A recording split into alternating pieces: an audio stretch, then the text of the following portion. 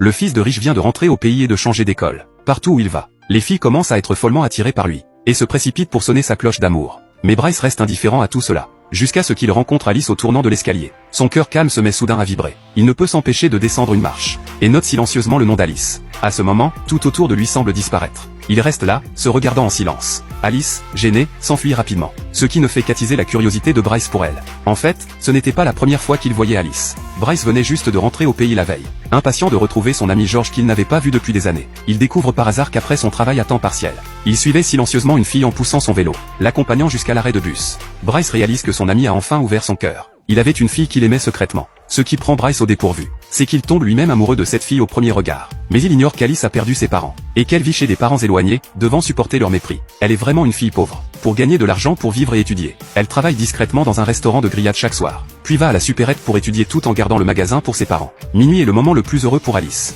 car elle peut récupérer les onigiri et les bento périmés, et avoir son repas le plus délicieux et satisfaisant de la journée, car ses parents ne lui donnent pas d'argent pour la nourriture. Quand le professeur principal s'inquiète pour elle, elle plaisante toujours en disant qu'elle fait un régime.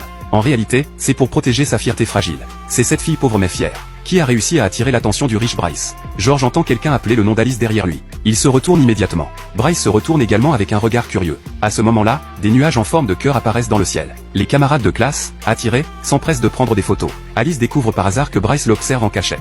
Mais son petit ami bloque rapidement sa vue. La cloche de l'amour est censée sonner quand quelqu'un qui vous aime se trouve dans un rayon de 10 mètres, permettant ainsi de comprendre les sentiments de l'autre. Dès que la cousine d'Alice a vu Bryce, elle a secrètement décidé de le conquérir. Bryce demande au chauffeur de suivre Alice. C'est la fille que George aime. George le nie, mais Bryce peut lire la vérité sur son visage. Ils suivent Alice jusqu'à la supérette de ses parents, mais George n'ose pas lui avouer ses sentiments. Il s'avère qu'Alice a un petit ami. C'est le garçon qui lui a apporté des snacks aujourd'hui. Mais Bryce pense que deux personnes qui sortent ensemble ne s'aiment pas forcément mutuellement. Le soir, sa cousine Lisa dort avec un masque de beauté, pendant qu'Alice doit enfiler son gilet pour aller travailler au magasin, sans savoir que chaque fois qu'elle travaille au restaurant de barbecue, quelqu'un l'observe discrètement. George panique dès qu'il perd Alice de vue, et la cherche partout frénétiquement. Mais quand Alice lui parle, il devient trop timide pour répondre. Ce soir-là, Alice reçoit un message de son petit ami, qui l'invitait à aller au cybercafé demain. Alice prétend avoir des cours de rattrapage, alors qu'en réalité elle doit travailler pour gagner de l'argent. Non seulement son petit ami ne comprend pas sa situation, mais il lui demande même de sécher les cours pour l'accompagner. Le lendemain après les cours, Bryce semble avoir remarqué quelque chose. Lui qui comptait rentrer directement chez lui,